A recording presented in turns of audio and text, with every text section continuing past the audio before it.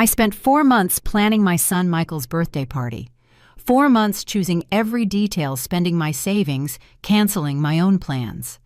The night of the celebration, I waited for 5 hours in my house, dressed up with the table set, surrounded by decorations that no one would see. They never showed up. Not a single one. The next day, I discovered the truth.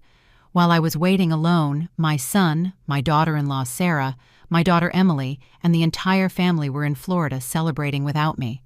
When Michael finally sent me a voice message, he was laughing. "Oh, Mom, don't be mad. We just wanted to keep you busy so you wouldn't feel lonely." "It was for your own good." I didn't reply. I didn't argue. I just waited. A week later, they called 47 times in 1 hour. I only responded with a text message.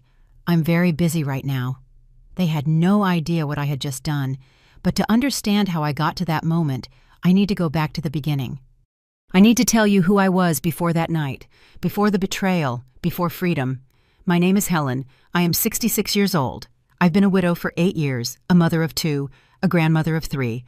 For 35 years, I worked as an elementary school teacher in a public school. I retired at 60 with a modest but decent pension. I thought retirement would be my time. My moment to rest, to travel, to do all those things I put off for decades while raising my children alone after my husband died of a sudden heart attack. How naive I was. My routine since retirement hasn't changed much. It just changed form. Before I taught children in a classroom. Now I take care of my 3 grandchildren almost every day. I pick them up from school. I make them snacks. I help them with their homework. I take them to the park. I bathe them. I put them to bed. Sarah, my daughter-in-law, always has something important to do.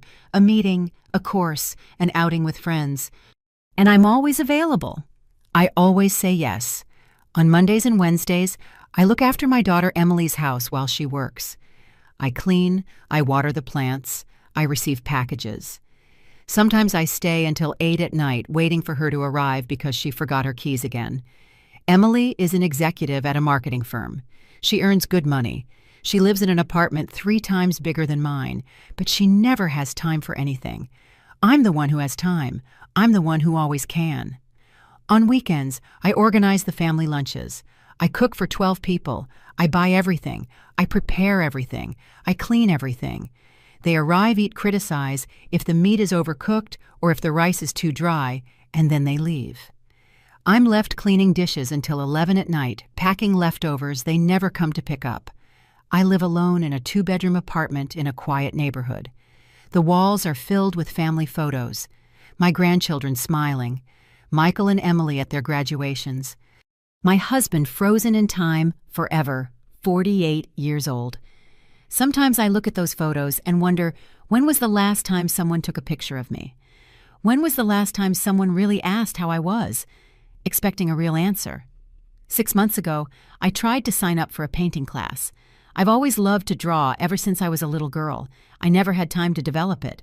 I found a beautiful workshop with a teacher who exhibited in galleries a small group of women my age. I was so excited that I paid the registration fee in advance. $350 for 3 months. The classes were on Saturday afternoons. I went to 2 classes. Only 2. Then Emily asked me to watch the grandkids on Saturdays because she had a new project and needed to work weekends. I explained about the class. She looked at me as if I were speaking another language. "Mom, it's just for a few weeks. You can go back later. The class isn't going anywhere." The class didn't go anywhere, but my spot did. And so did my money. There was no refund. I have one friend, one true friend. Her name is Linda. We met 40 years ago when our children went to the same kindergarten. Linda is also a widow, but she's different. When her husband died, she sold everything and bought a small apartment near the beach. She travels twice a year. She takes yoga classes. She goes out dancing with a group of friends on Fridays. She always invites me. I can never go. I always have something. Someone always needs me. Helen, Linda tells me every time we see each other. Your children are adults. They have their own lives. When are you going to live yours? I laugh. I tell her she's exaggerating, that it's normal for a mother to help. That's what we're here for. That they need me. Linda looks at me with that mixture of pity and frustration that I know so well. They don't need you, Helen. They use you. There's a difference. I changed the subject. I always change the subject. The truth I don't want to admit is that I'm scared. Scared to say no and have them stop calling me. Scared to set boundaries and be truly alone. After my husband died, my children became my reason for living, and now my grandchildren. If I'm not the available grandmother, the helpful mother, the one who always solves everything, then what am I? Who am I? Then February came. Michael was turning 38 in June. One Tuesday afternoon, while I was watching his kids, he came home early. He sat across from me at the kitchen table with that smile he's had since he was a boy when he wants something. "Mom, I need to ask you a huge favor." Michael has that expression I've known since he was a child. Bright eyes, charming smile, soft voice. It's the same face he made when he wanted me to buy him something expensive, or when he needed me to get him out of trouble at school. It always worked. It still works. "Tell me, sweetie, what do you need?" I dry my hands on my apron. I had just made snacks for the children. Sandwiches, fresh juice, fruit cut into fun shapes. Things Sarah never has time to do. This year, I want to do something special for my birthday. Something memorable.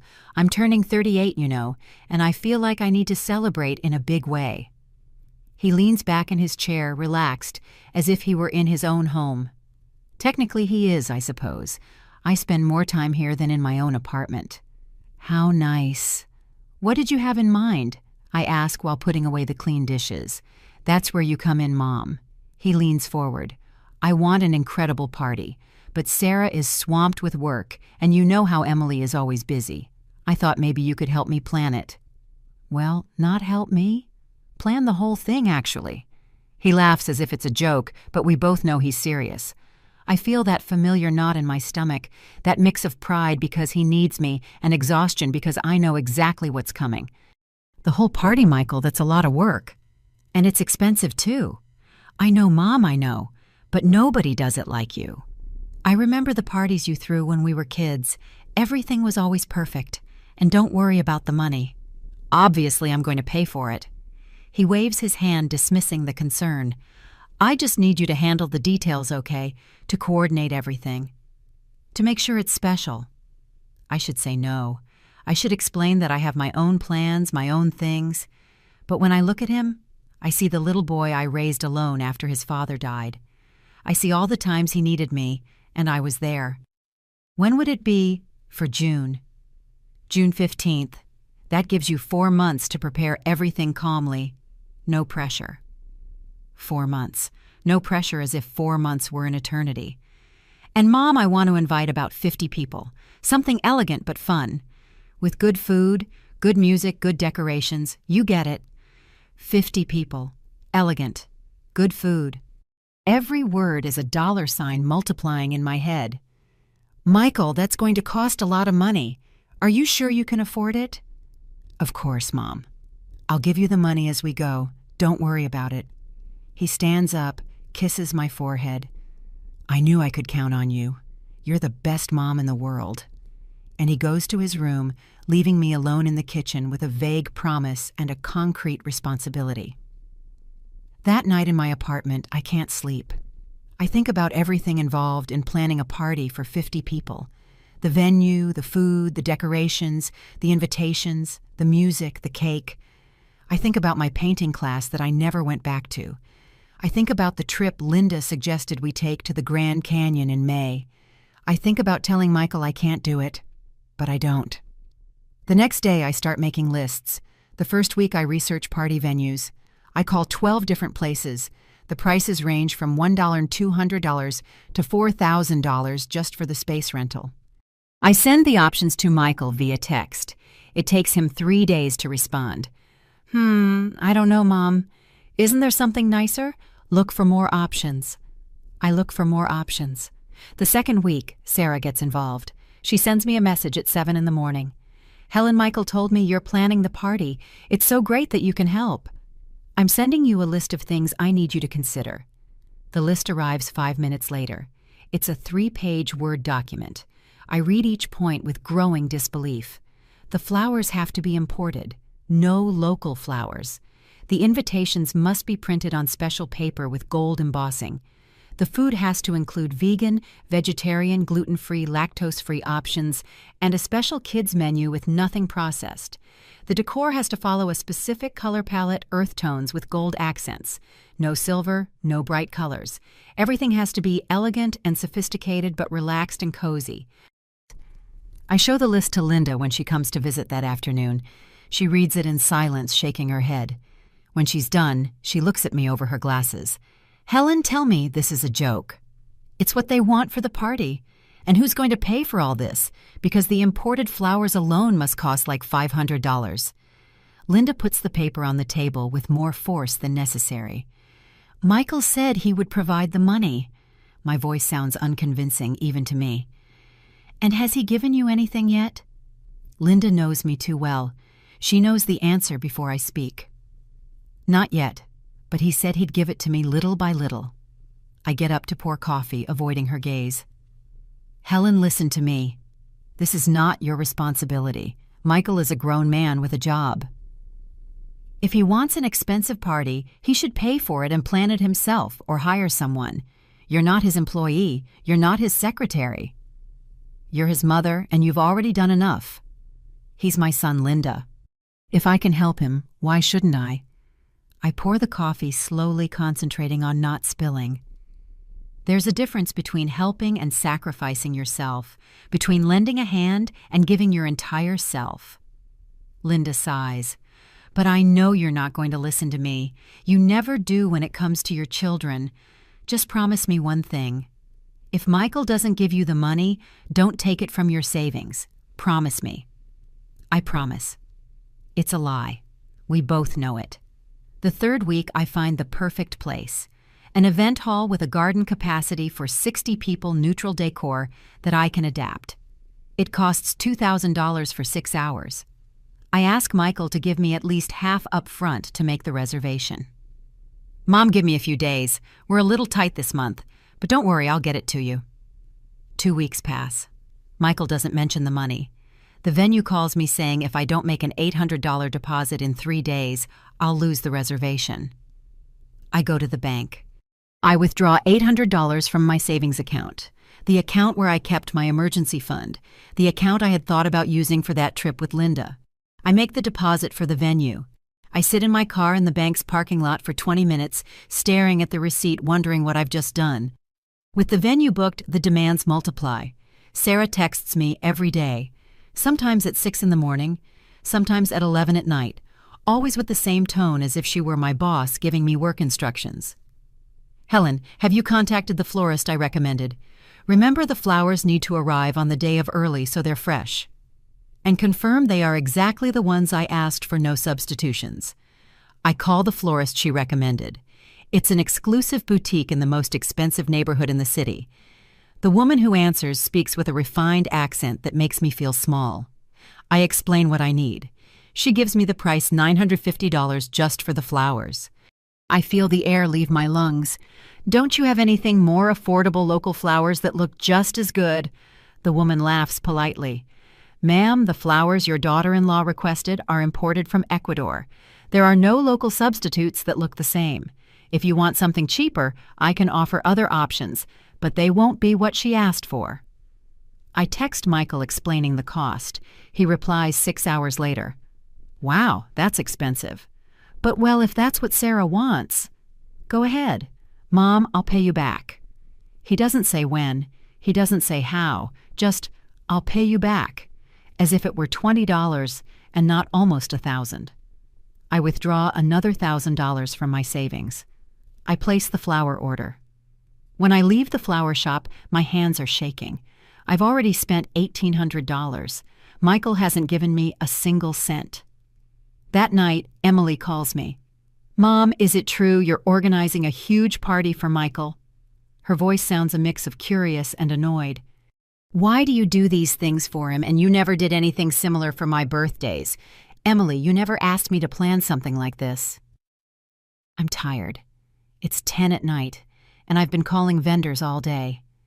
Because I know it's a lot to ask Mom. That's why I hired a service when I had my 30th birthday party. But of course Michael was always your favorite. He asks, and you give. There's real resentment in her voice, old accumulated resentment. That's not true, Emily. I don't have favorites. Michael asked for help, and I accepted. If you need something, you know I'm here for you too. Sure, Mom, as always. And she hangs up.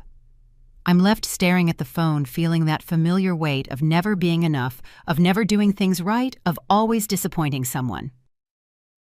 The fourth week, I start on the invitations. Sarah wants invitations printed on cotton paper with gold embossed letters.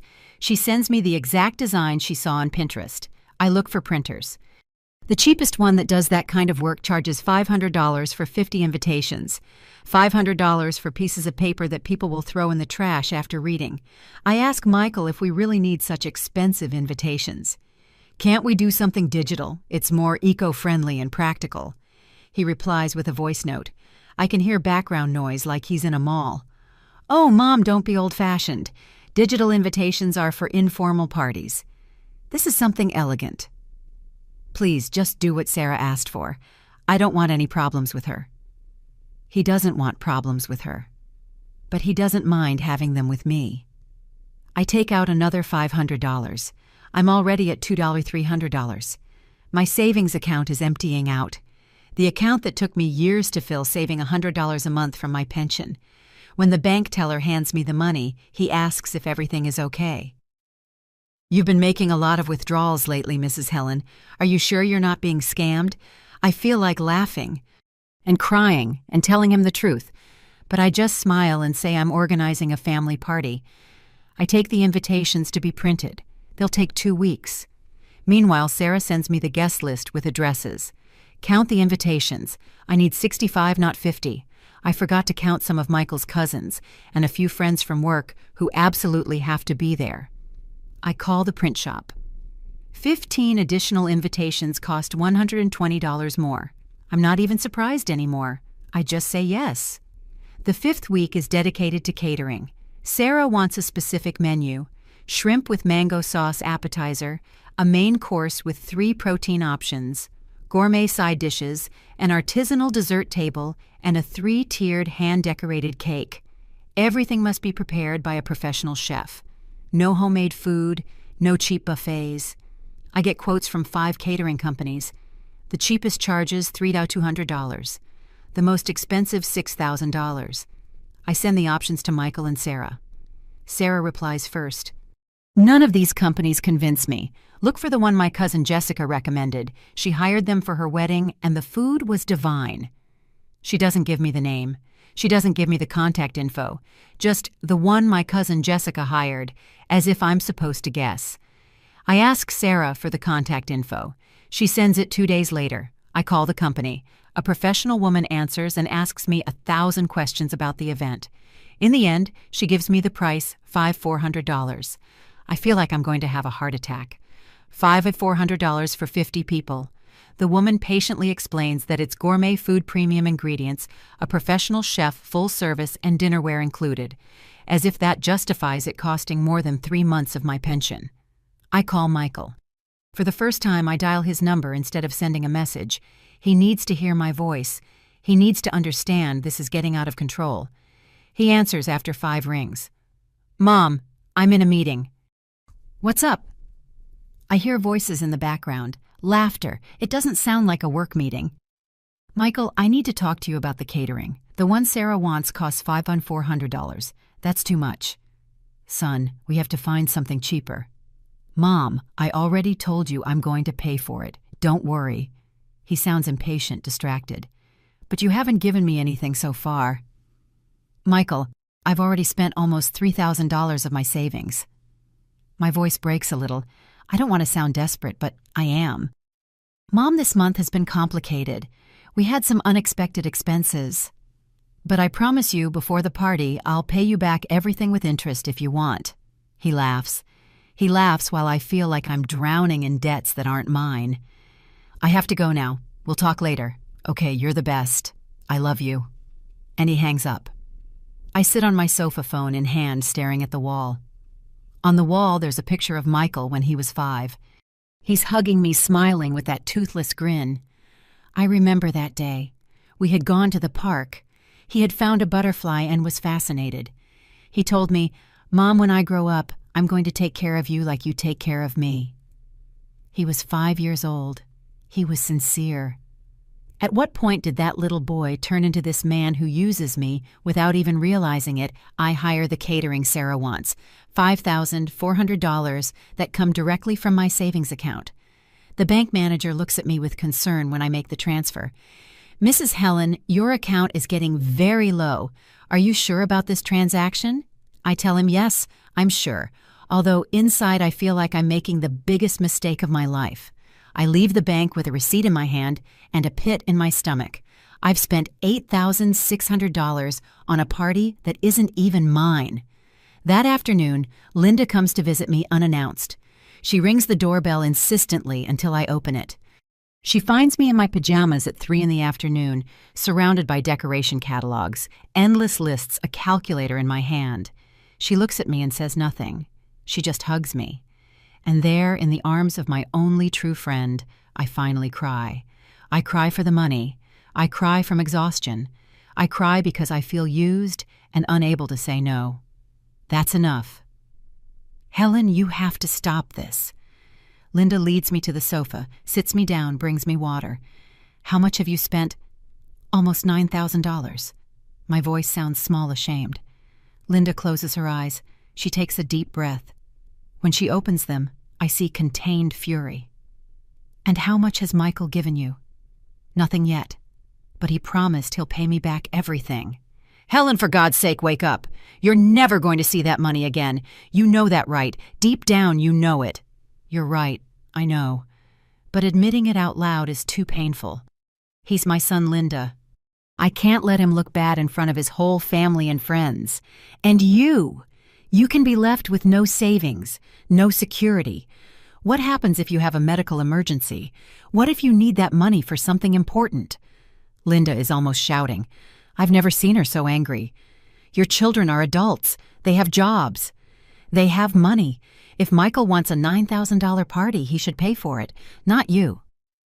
"I've already booked everything. I can't back out now." It's my last defense, and it sounds pathetic even to me. Linda takes my hands. She looks me straight in the eye. "Helen, listen to me. You still have time to cancel. Yes, you'll lose the deposits, but it's better to lose $2,000 than $9,000. Call Michael right now and tell him that either he takes control of this or you cancel everything." I want to do it. I want to pick up the phone and tell Michael I can't take it anymore, but I imagine his disappointment. I imagine Sarah saying, "I knew your mom couldn't handle something like this." I imagine Emily confirming that I was always a better mother to Michael than to her.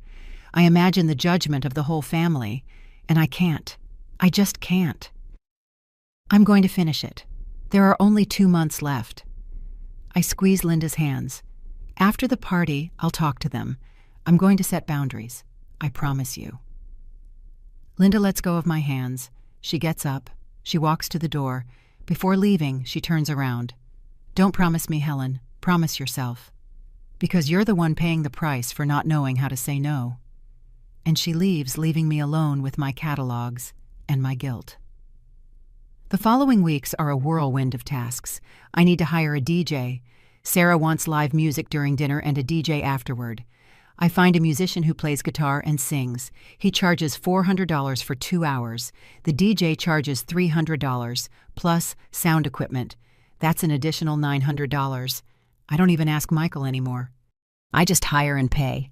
The decoration is another nightmare. Sarah wants centerpieces with floating candles, linen table runners, chairs dressed in cream-colored covers, hanging string lights, a personalized photo booth with Michael's name. I find a decorator who does complete packages. $1,200. I pay. My grandchildren visit one afternoon while I'm watching Michael's kids. The oldest, Matthew, who is 8, asks me, "Grandma, is it true you're going to have a giant party for Dad?" I tell him yes. "And why are you doing it and not Dad?" The question is innocent, but it cuts me like a knife. "Because grandmas help when we can, sweetie." Matthew looks at me thoughtfully. "My friend Thomas says his grandma doesn't throw parties. He says his grandma travels and does fun things. You don't travel, Grandma." I don't know what to say. I think about the trip to the Grand Canyon I canceled. I think about all the places I wanted to see and never did. I think about my life on permanent pause while I wait for my children to stop needing me. Sometimes I travel, Matthew. Someday. It's a lie. We both know it. In mid-May, a month before the party, the demands reach absurd levels. Sarah decides that the cake I had ordered isn't special enough. She wants a themed cake with handmade fondant figures representing Michael's hobbies. Canceling the original cake costs me a $100 penalty. The new cake costs $650. Total invested $11,200. I wake up every morning with a knot in my chest. I check my bank account and see numbers that make me sick. I have less than $1,500 left in savings. $1,500 out of the nearly $20,000 I had 4 months ago. $20,000 that I saved over 8 years. Gone for a party for a son who barely calls me unless it's to ask for something. 2 weeks before the party, Emily asks me to watch the kids for the whole weekend because she has a work retreat. I tell her I can't, that I'm busy organizing the final details for Michael's party. She gets upset.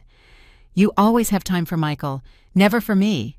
She hangs up without saying goodbye. I call Sarah to ask if she can watch her own children that weekend. She laughs. "Hell, and I have a spa day booked with my friends that I scheduled months ago. It's my self-care time I can't cancel." Self-care. She talks about self-care while I haven't had a day off in 4 months. I end up watching the grandkids all weekend. While they play, I confirm vendors over the phone. While they sleep, I review lists. While they eat breakfast, I reply to Sarah's texts with more last-minute changes. On Sunday night, when Emily comes to pick them up, she looks tan and relaxed. "Thanks, Mom." I needed this break. You have no idea. She doesn't ask how I am. She doesn't notice the dark circles under my eyes. She doesn't see the exhaustion. She just takes her children and leaves. A week before the party, Michael finally mentions the money. He shows up at my house unannounced. Something unusual. He sits at my kitchen table. He looks uncomfortable. "Mom, about the money for the party." My heart leaps with hope. Maybe he's finally going to give me something. Maybe he recognizes how much I've spent. The thing is, this month we had to pay off some overdue credit card debts, and Sarah needed some dental work. It was like $4,000. So, I won't be able to give you the money before the party like I thought. I'm speechless. $4,000 for Sarah's teeth, while I emptied my savings account for his party. "But don't worry," he continues, oblivious to my shock. "After the party, I'll start paying you back slowly, in installments. Does that work for you, like $300 a month? That way in about a year I'll pay you everything and I won't go broke." A year. He wants to pay me back in a year. If he pays at all. "Michael, I spent all my savings on this party. I have nothing left." My voice trembles. I need him to understand the gravity of what I'm saying. I need him to see what he's doing to me. Michael scratches the back of his neck, uncomfortable. "Mom, don't exaggerate. You couldn't have spent everything. You must have something left." His tone is almost accusatory, as if I'm irresponsible with my money, as if I hadn't spent every cent on him. $11,200, Michael. $11,200 on your party. I have less than $1,500 in the bank. I take out my phone. I open the banking app. I show it to him. I need him to see the numbers, for them to be real for him. He glances at the screen briefly and looks away. "Well, you still have your pension every month." "Right. It's not like you're going to starve." He laughs nervously. He actually laughs. "Besides, Mom, think of it as an investment. This party is going to be incredible. It's going to be something everyone remembers. And all thanks to you. You should be proud." Proud. I should be proud that I'm left with no savings to inflate my son's ego. Michael, that money was for emergencies. What if I get sick? What if I need something urgently? Oh, Mom, always so dramatic. Nothing's going to happen to you. You're as healthy as an ox. He stands up, gives me a quick kiss on the cheek. "I have to go. Sarah's waiting for me. See you at the party, okay? And Mom, really thanks for everything. You're one of a kind." And he leaves, leaving me alone in my kitchen with my phone in my hand and an emptiness in my chest that no amount of superficial gratitude can fill. That night, I don't sleep. I lie awake staring at the ceiling doing mental calculations. My pension is $300 a month. I pay $500 for rent, $200 for utilities, $300 for food and basic expenses. That leaves me with $300 for everything else. Medicine, clothes, unexpected costs, life. And now, no savings, no safety net. At 66 years old, I'm financially vulnerable for the first time since I was widowed. I get up at 4 in the morning. There's no point in staying in bed. I make coffee and sit in front of the computer. I check my email, something I rarely do. Among the spam and advertisements, there's a message from 3 months ago that I never opened. It's from an old teaching colleague, Linda, who now works in a cultural exchange program. The subject line says, "Incredible opportunity for you, Helen." I open the email out of curiosity. Linda writes about an exchange program for retired teachers. 6 months in Barcelona, Spain, working as an assistant in Spanish programs for foreigners. Accommodation included, a monthly stipend of €800, health insurance covered. "I thought of you immediately," Linda writes. "You always talked about traveling. This is your chance. Applications close in a week." I read the email 3 times. Barcelona, 6 months, accommodation included. A different life, even if temporary.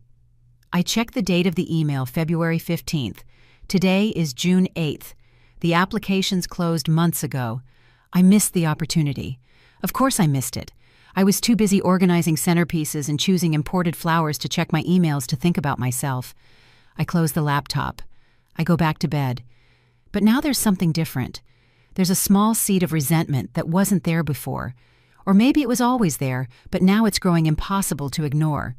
The last few days before the party are chaotic. I confirm with every vendor. The venue, the caterer, the florist, the musician, the DJ, the decorator, the cake. Everything confirmed. Everything paid for. Everything perfect. Sarah checks every detail via video call, giving me instructions as if she were my supervisor. "Remember, the flowers have to be there at 2 p.m. no later. And confirm that the DJ has the exact songs from the list I sent you. Not one more, not one less." "Yes, Sarah. I've already confirmed everything 3 times.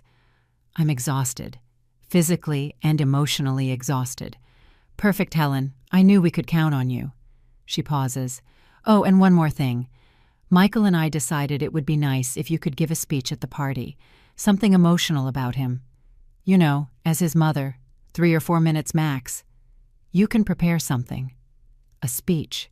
They want me to not only organize, pay for, and coordinate everything, but also to stand in front of 50 people and praise my son who left me with no savings." "Of course, Sarah. I'll prepare it." "Great. See you on Saturday. I can't wait. It's going to be epic." And she hangs up. Epic. It's going to be epic. On Thursday, 2 days before the party, I go to the venue for the final inspection. I check that everything is in order.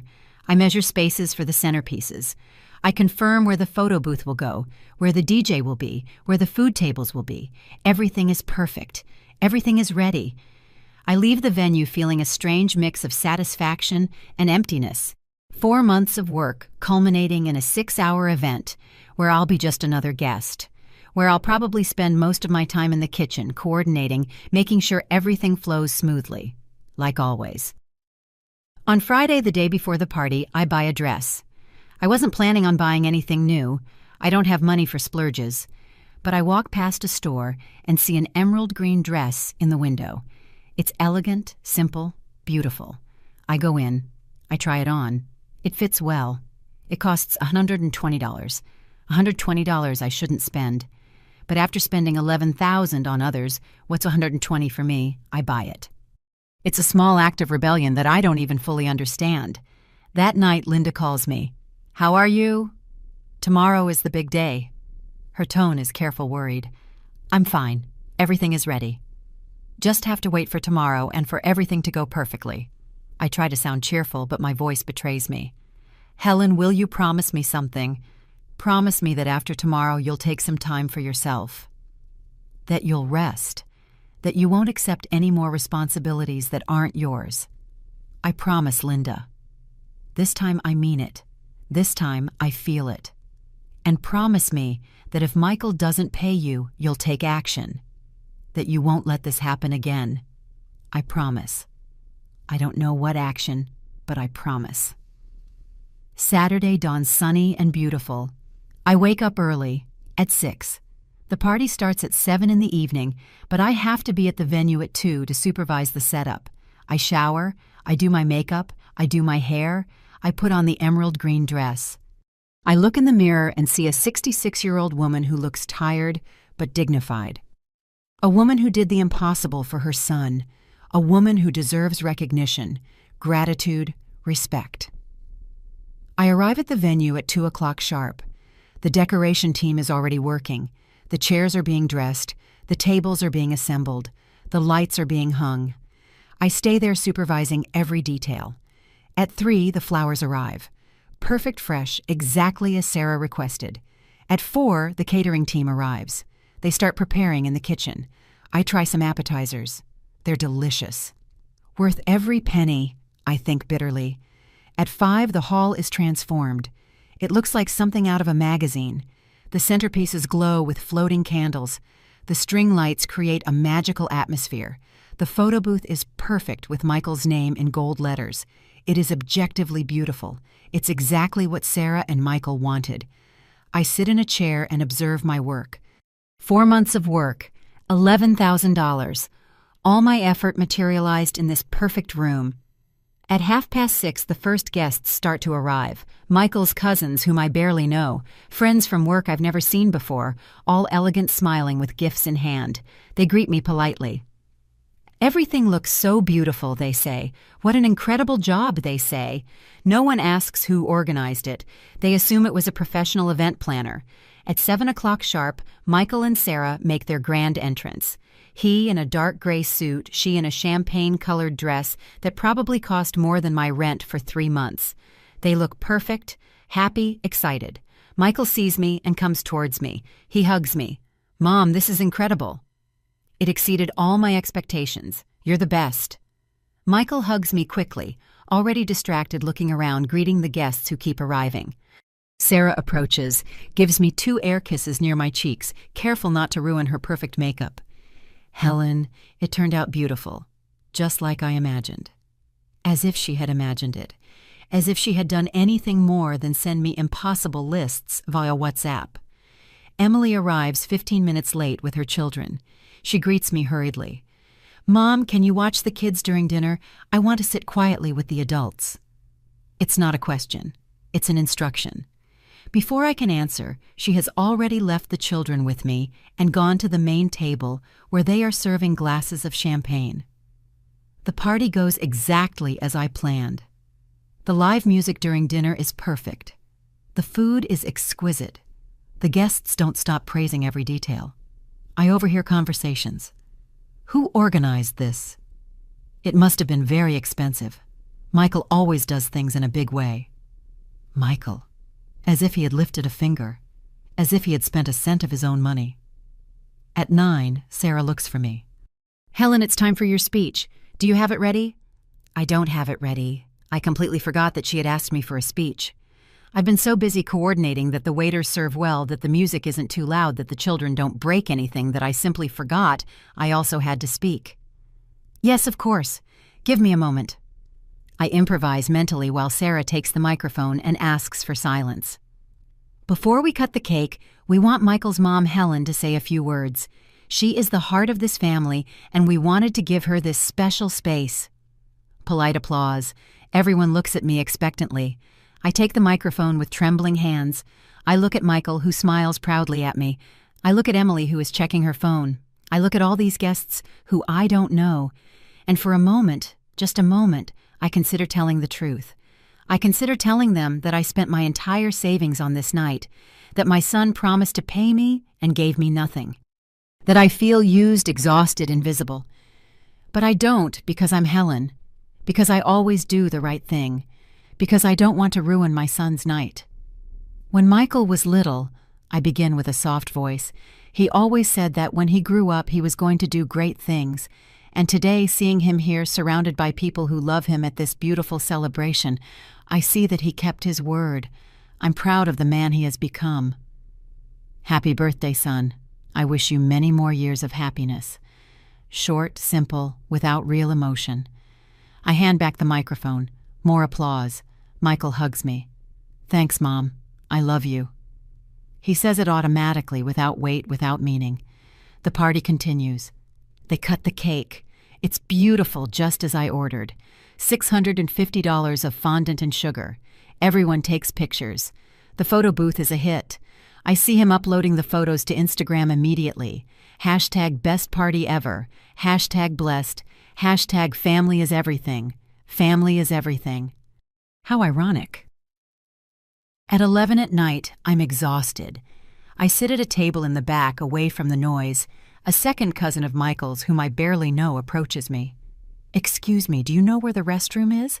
I pointed out. She doesn't even know who I am. To her, I'm just another guest, maybe a distant aunt. No one knows that I did all of this. No one will ever know. Linda sends me a message. How's it going? It's over, I reply. Not yet. I think it goes until midnight, she replies. Hang in there. Tomorrow you rest. Tomorrow your new life begins. I want to believe her. At midnight the party officially ends, but the guests are slow to leave. Finally, at 1 a.m, the hall is empty. The cleaning crew starts to pick up. Michael and Sarah left half an hour ago, tired, happy, with bags full of gifts. Emily also left, taking the sleeping children with her. I stayed to make sure everything was in order, to return what needed to be returned. To close this chapter, I leave the hall at 1:30 in the morning. The cool night air hits my face. I take a deep breath. It's over.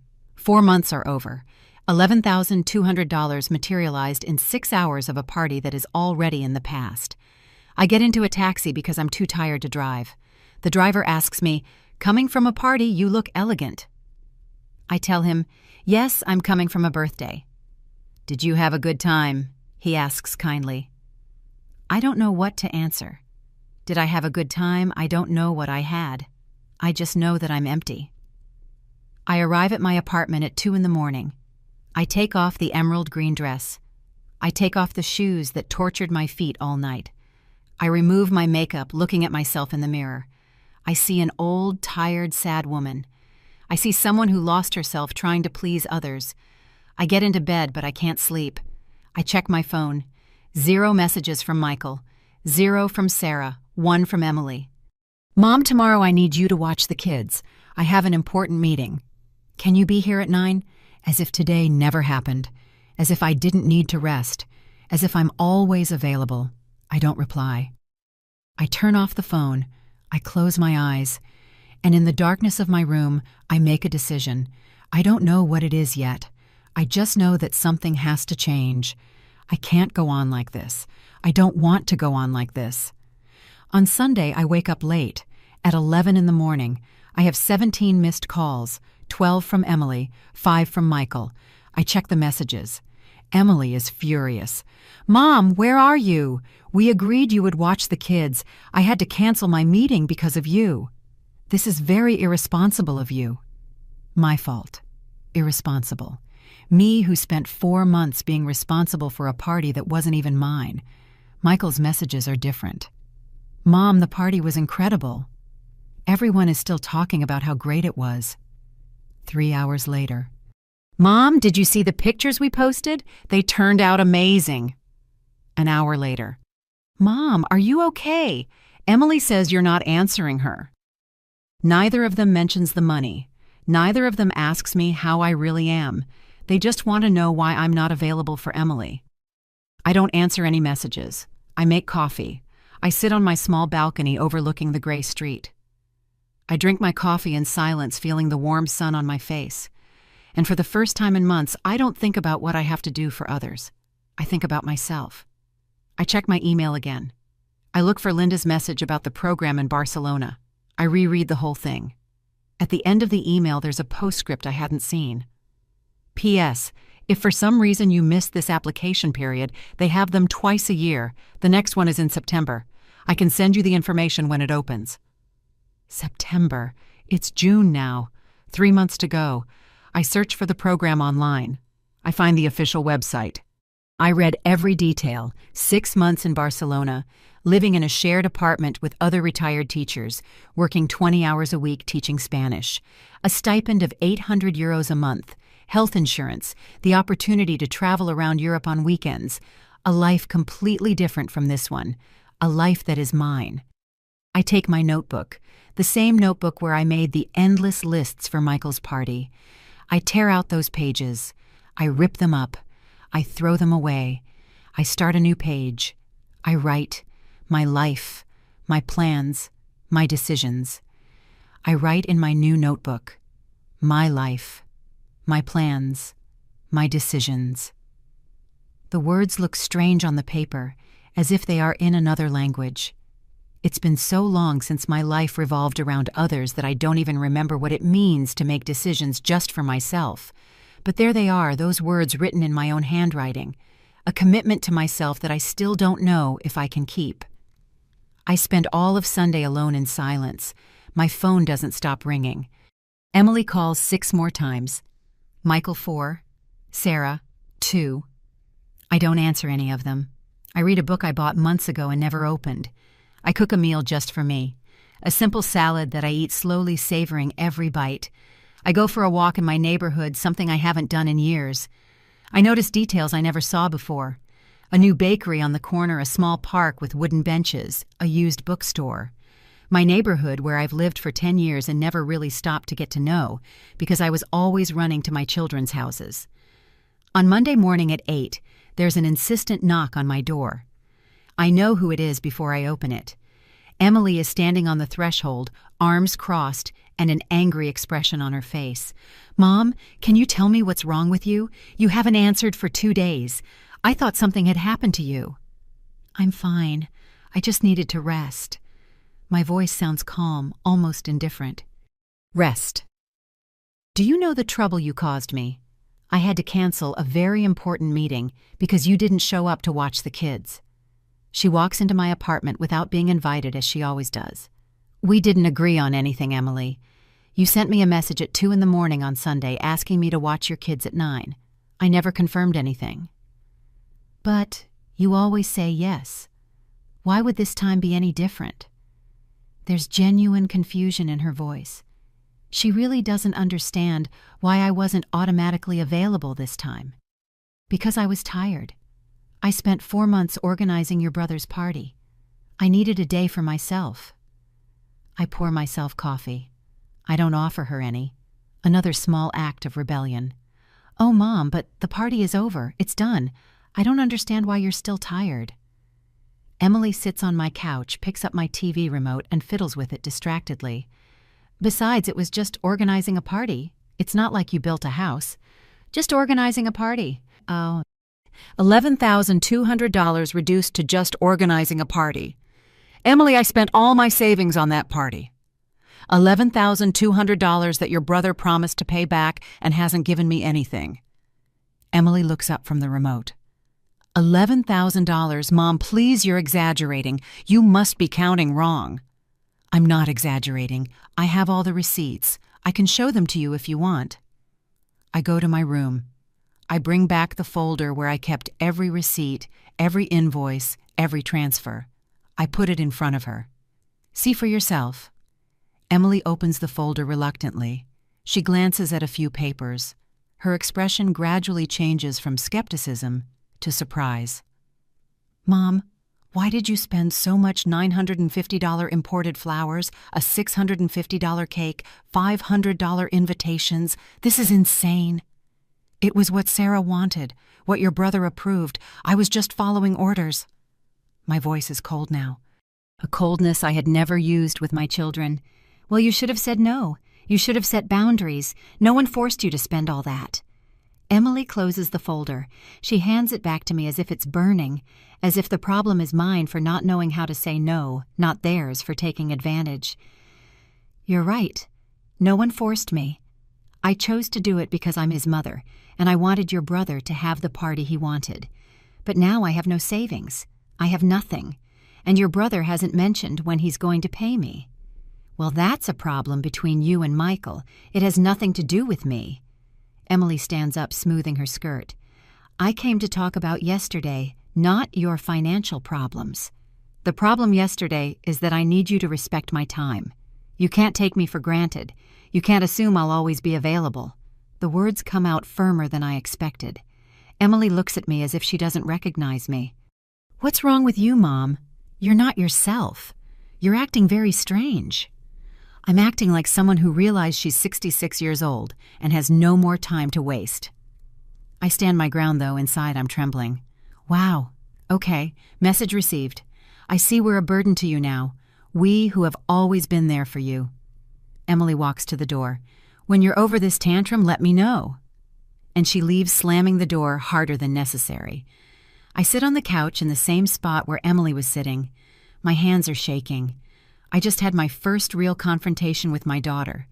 I didn't scream. I didn't cry. I just spoke my truth, and it feels terrifying and liberating at the same time. An hour later, Michael calls me. I answer because I know if I don't, he'll show up at my door like Emily. "Mom, Emily told me you two had a fight. What happened?" "We didn't have a fight, Michael. I just told her I can't be available all the time, that I need them to respect my space." "But Mom, it's your granddaughter. How can you say no to watching your own grandkids?" His tone is one of genuine bewilderment. "Michael, I need to talk to you about something important, about the money for the party." I take a deep breath. "I spent $11,200, all my savings. You promised me you would pay me back, and it's been 2 days and we haven't talked about it." There's a long silence on the other end. Then I hear Michael sigh. "Mom, yes, I know, and I'm going to pay you. But you have to understand that we're a little tight right now. Give me a few months, okay? Don't be impatient." "I'm not being impatient. I'm being realistic. I have no savings, Michael. If I have an emergency, I have no way to cover it." "Mom, nothing's going to happen. Stop being so negative. Besides, look on the bright side. The party was incredible. Everyone is still talking about it. That's priceless." He really believes it. He really thinks his friend's comments are worth more than my $11,000. It does have a price for me, Michael. $11,200. And I need you to pay me back. My voice is firm. "Oh, Mom, I get it. I'll pay you.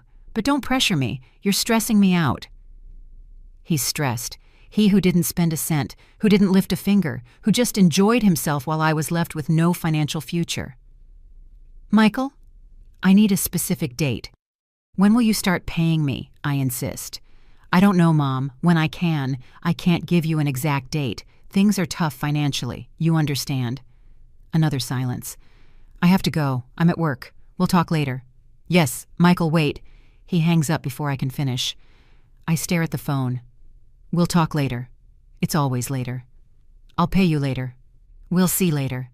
We'll fix it later." A later that never comes.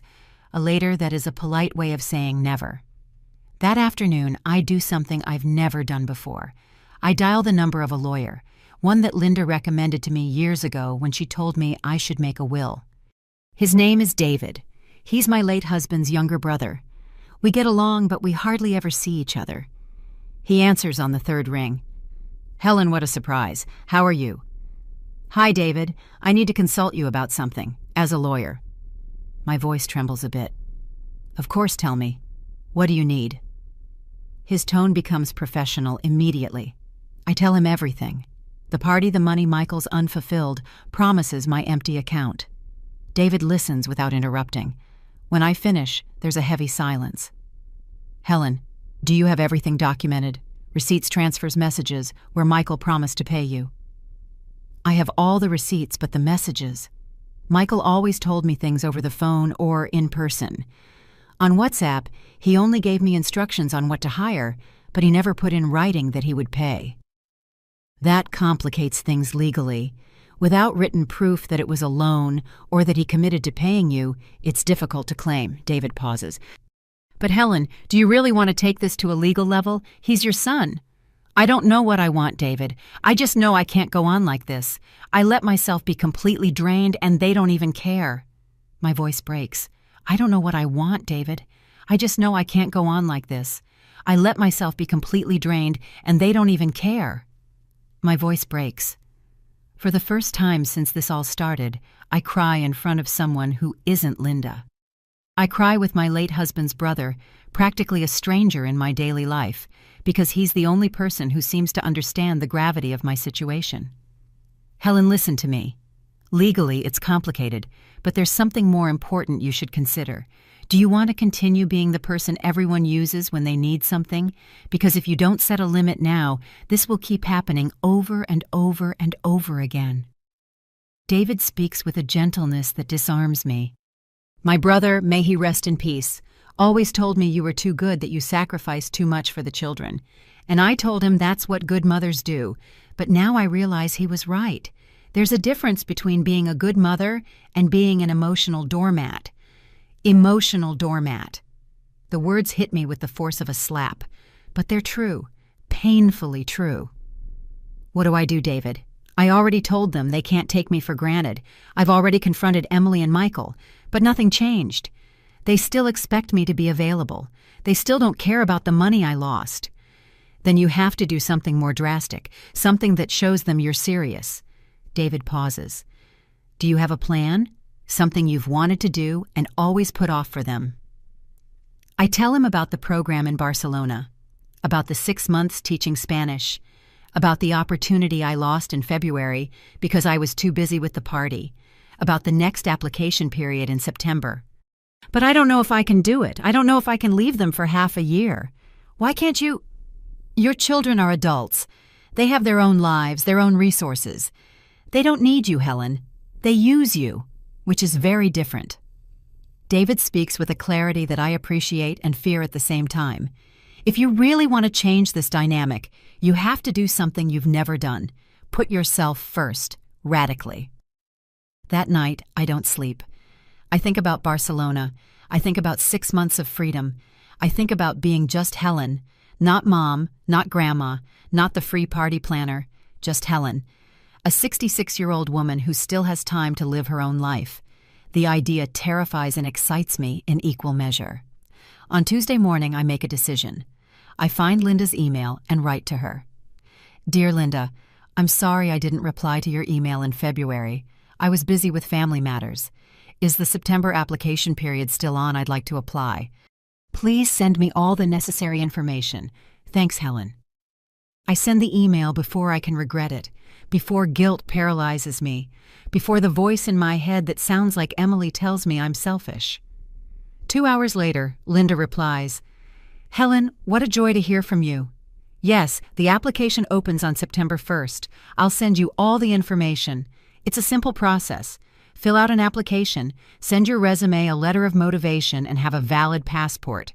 The selected candidates are announced on September 15th, and the program starts on October 1st. Are you ready for the adventure of a lifetime? Am I ready? I don't know, but I want to be. I spend the next week preparing in silence. I update my resume, something I hadn't done since I retired. I write a letter of motivation, explaining why I want to participate in the program. I don't mention my children. I don't mention the party. I just write about myself, about my love for teaching, about my desire to learn about other cultures, about wanting to feel useful in a way that fulfills me, not just others. During that week, Michael calls me 3 times asking me to watch the kids. All 3 times, I tell him I can't. I don't give long explanations. Just, I can't. The 3rd time, he gets frustrated. Mom, what's wrong with you lately? You've always watched the kids. Why are you playing hard to get now? I'm not playing hard to get Michael. I just have other things to do. I don't tell him what things. I don't owe him explanations. What things? What could you possibly have to do that's more important than your grandchildren?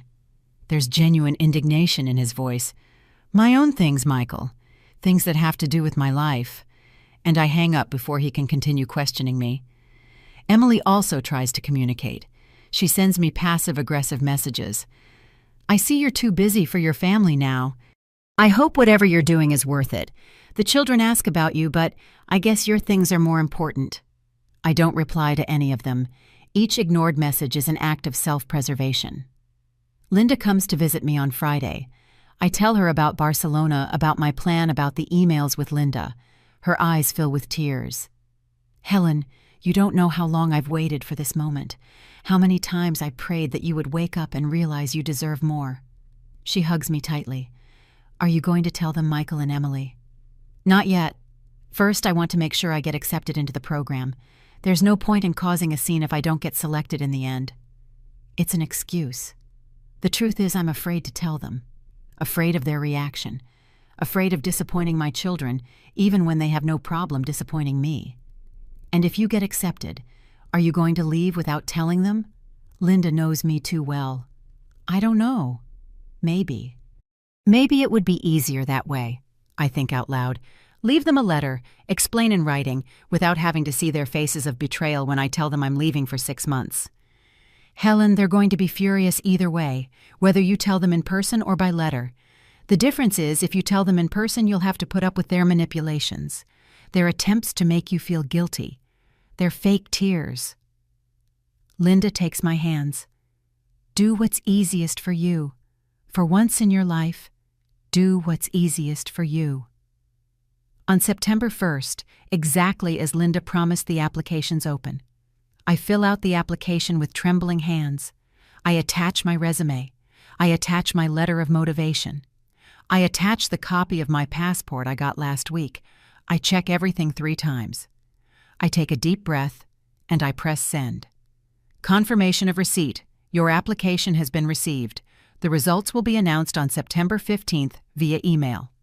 Thank you for your interest in the Barcelona Cultural Exchange Program. September 15th, 2 weeks away. 2 weeks of waiting. 2 weeks of uncertainty. 2 weeks of keeping this secret while my children keep calling me, asking for things, expecting me to go back to being the way I was before. During those 2 weeks, something strange happens. Michael finally mentions the money. He calls me on a Wednesday afternoon. Mom, about what I owe you for the party. I've been thinking, what if instead of paying you in cash, I compensate you in other ways? For example, I'll take you to the supermarket once a month and pay for your groceries. Or I'll take you out to eat. That way we're paying off the debt, but in a more, more family-like way. I'm speechless for a moment. $11,200 converted into trips to the supermarket. My financial security reduced to occasional lunches. Michael, I need the money. In cash. I don't need you to pay for my groceries. I need to get my savings back. Oh, Mom, but it's the same thing. In the end, it's money I'm saving you. He sounds almost offended that I don't appreciate his generous offer. It's not the same, Michael. The supermarket costs me $200 a month. At that rate, it would take you almost 5 years to pay me back, and that's assuming you actually do it every month. I do the math out loud coldly. Well, give me a better idea then, because right now I don't have $11,000 saved under my mattress. His tone becomes defensive. The idea is that you pay me as you promised, in installments if necessary, but in real money. Not in favors, not in lunches, in bank transfers. I'm firm, firmer than I've ever been. Okay, Mom. Okay. I'll see what I can do. But don't pressure me so much. You're making me feel like a bad son. And there it is. The classic manipulation. Making me feel guilty for asking for what is rightfully mine. Michael, you are my son and I love you. But this is not negotiable. I need my money back. And I hang up. On September 15th, I wake up at 6 in the morning, although the notification won't arrive until 10, according to the email they sent me. I can't sleep. I can't eat breakfast.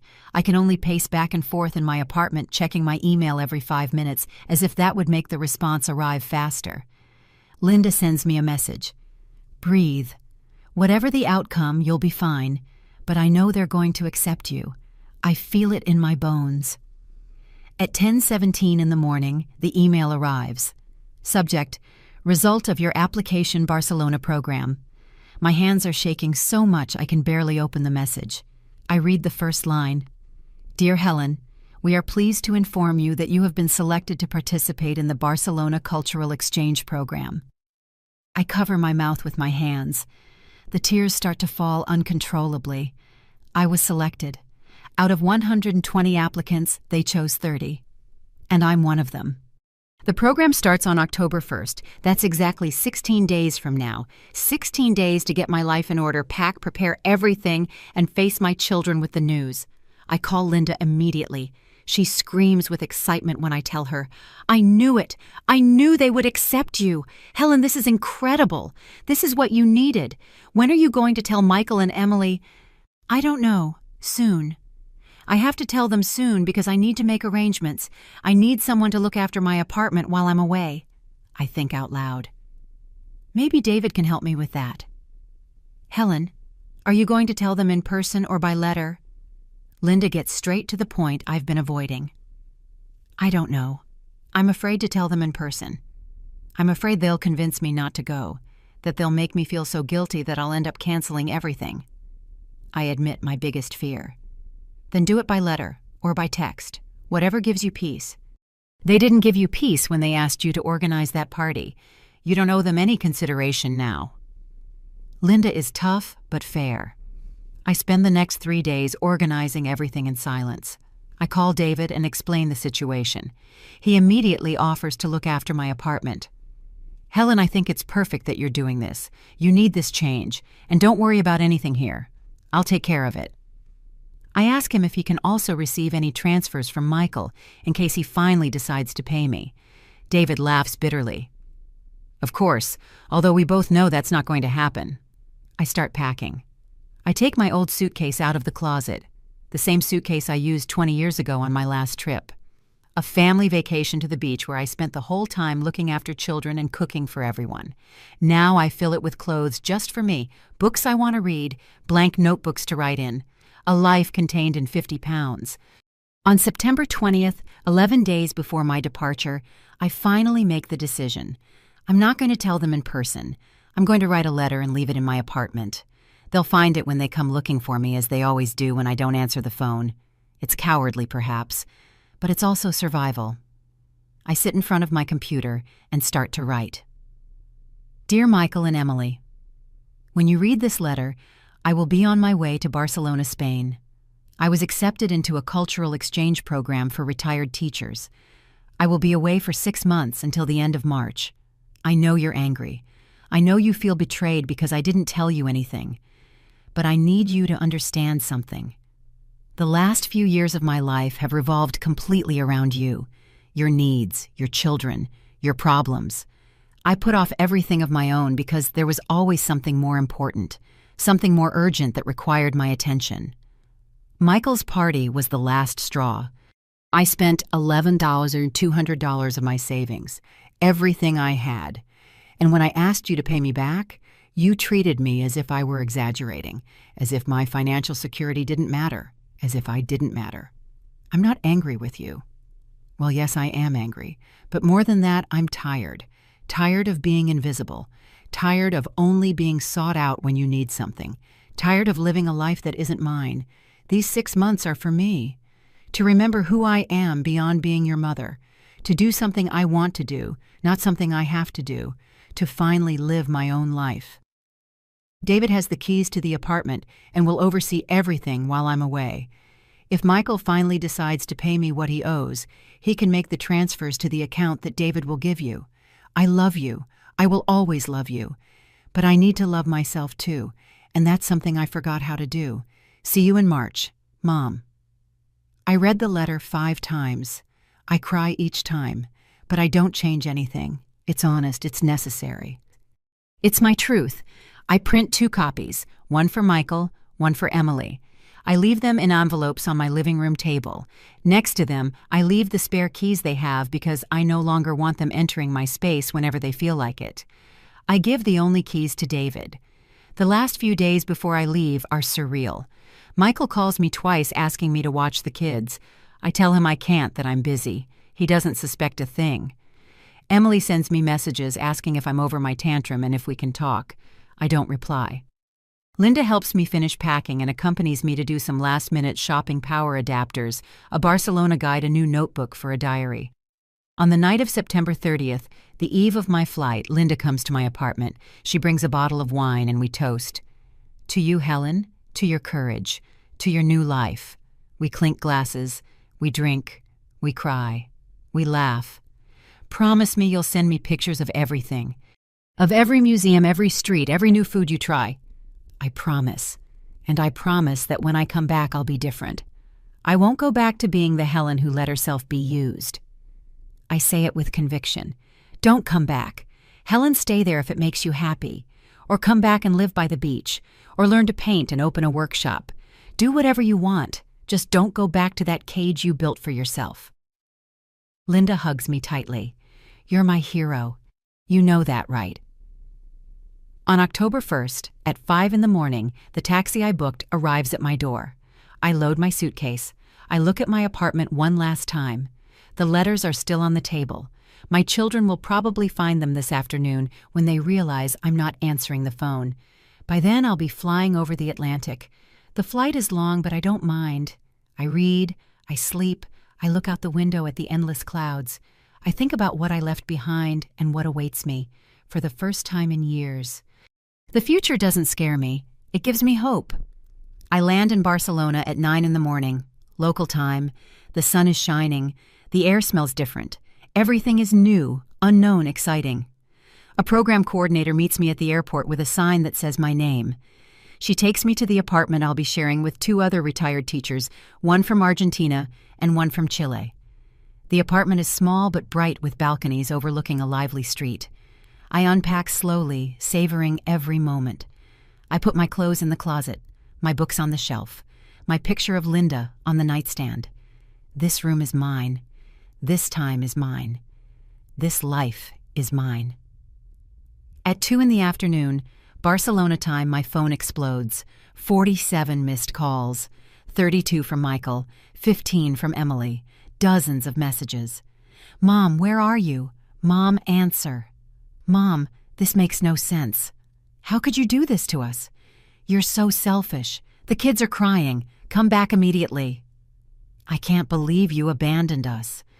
I read each message with a calmness that surprises me. I don't feel guilt. I just feel a deep peace. I send a single message to both of them. I'm very busy right now. See you in March. Take care. And I turn off the notifications. That afternoon, I go for a walk along Las Ramblas. The hustle and bustle of the city envelops me. Tourists, street performers, the smell of food, laughter in different languages. I sit at a cafe. I order a coffee. I watch the people go by. No one knows me here. No one knows I'm a mother, a grandmother, the free party planner. I'm just Helen, a 66-year-old woman having coffee in Barcelona on a Tuesday afternoon. I take out my new notebook. I write, "First day of my new life. Today, I start living for me."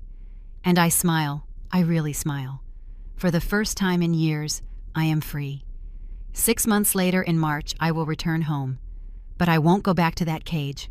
I'll sell my old apartment, too big and full of sad memories. I'll buy a smaller, modern one near Linda. I'll set up a small painting studio. I'll teach classes to other retirees twice a week. I'll see my grandchildren when I want on my terms. I won't accept any more last-minute requests. I won't lend any more money that I know I won't get back. I won't organize any more parties that aren't mine. Michael will try to get closer now that Sarah demands that he take care of his own children. Emily will want to reconcile now that she's had to pay for expensive babysitters. I will love them. I will always love them. But I will no longer sacrifice myself for them. Because I learned something fundamental in Barcelona. Choosing myself is not selfishness. It's survival. Sometimes the family you build, the one that chooses to respect you, is stronger than the one you inherited. And if they ever take me for granted again, if they ever assume I'll be available no matter what, I'll just tell them I'm very busy right now. Because finally, after 66 years, my life belongs to me.